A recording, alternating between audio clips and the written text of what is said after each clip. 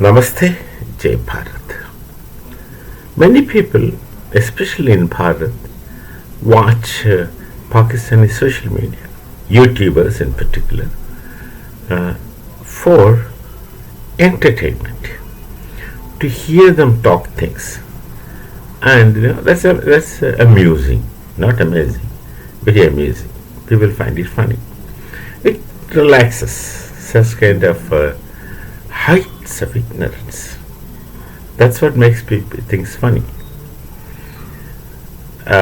One of the modus operandi of Pakistani social media is that they go around to public sphere with mics, camera. No, at least two people, and one shall hold the camera, likely a female, and would ask questions to people. Many times the questions may be very trivial, but much more than that, the answers which they find, vast majority of them are just talks. Just talks. Neither do the person who speaks mean anything, obviously, nor does it make any difference to the person who is collecting their opinions. Such talks, oftentimes when you hear it, the question is that you may feel that what are they talking? What do they mean? How is it possible for people to talk such things? Just talking. For example, imagine a person standing on the street. Forget about whether he's educated or not educated, doesn't make any difference, because even education in Pakistan is not education in the sense of the term, real sense of the term. He will just say, we are one common thing. This is commonly I've seen. Pakistani public say that Bharat is afraid of Pakistan. They say, डरते हैं हमसे, डरते हैं हमसे. Now, this is shocking. This is really shocking that they say, I don't know if they mean it, they may not mean it. They say that हमसे डरते हैं. That means people of Bharat are scared of them, afraid of them. Alright, but afraid of what? They may not have any answer.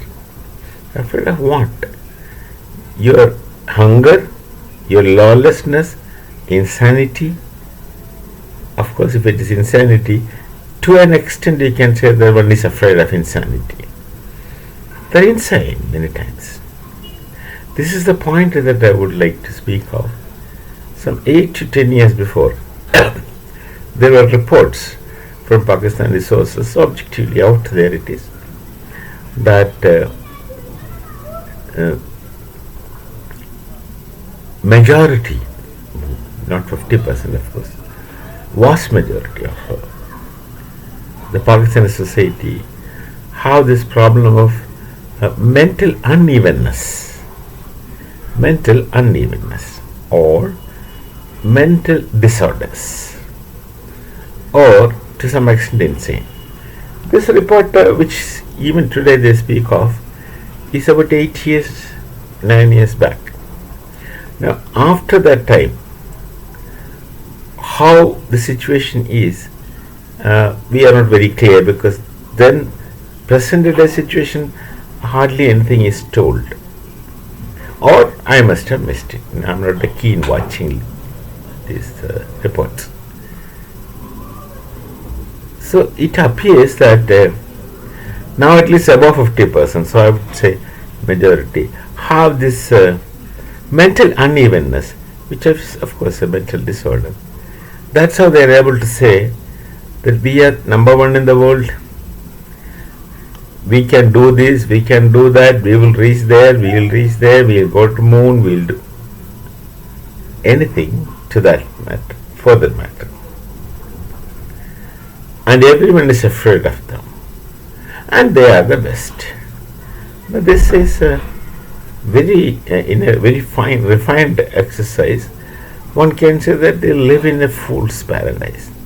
Fool's paradise created by the creating fool, he himself, and they have nothing in common with other fool's paradise. May must be overlapping, but nothing seriously in common with other such speculative paradises. So fool's paradise is a normal expression, simple expression. But by by expressing the concept as fool doesn't exhaust the ingredients in the concept. The root cause is, as they themselves spoke in their data studies, the mental health of Pakistanis are at stake. They are mentally well. Varieties or degrees of insanity runs in the society. Somebody, of course, says it's because of cousin marriage. I don't know. Maybe it's quite possible that they have continuous cousin marriage. Interbreeding is not there. Breeding within the clan. It has its devastating effects. I don't know that all those genes, genome things. I don't know. But this is what many people say. But even otherwise, how could they be so blindly religious? How could one be so blindly religious until insane that you do nothing, everything will be done by the God? That's a faith. You have to do nothing. You simply go. You will be saved, supported, and helped by a God in whom they believe. And also believe in that God are the best people, and also don't believe in that God are people who have no right to live, should be eliminated, annihilated. But that God takes care of everything, and you do nothing, or you don't have to do anything. You just sit tight and wait for good things to happen, and that will happen. Even the army man Asim Munir, who calls himself as field marshal, no problem. That field marshal concept gets demeaned.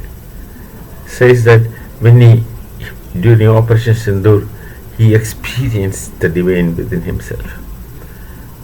Maybe like Buddha, he claims, or he wants to, but then he feels the presence of divine. He may be calling us angels or this thing or that thing or instruments of divine, whatever. So the thing still remains that insanity level is really much above 50% now. 8 years before it was very high.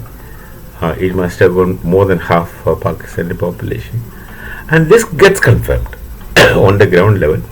This gets confirmed by looking at their behavioral pattern, their talking, their expressions. Their ministers talk such foolish things. And in a nutshell, you hardly find somebody from Pakistan who might speak sense. Not just these, those Pakistanis who migrate to other nations, especially European countries, over a period of time they stay there, they're supposed to have some impact on them about the European way of doing things, civilization, European culture.